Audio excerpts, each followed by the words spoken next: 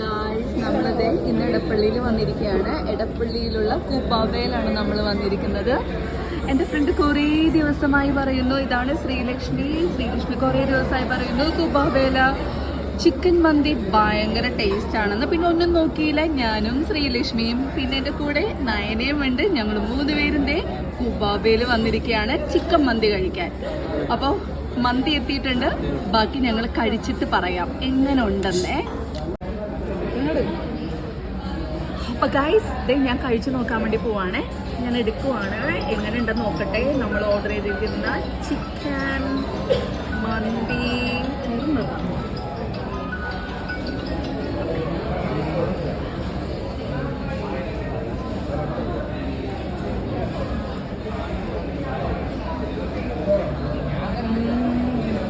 നല്ല ടേസ്റ്റാണ്, must try ആണ്.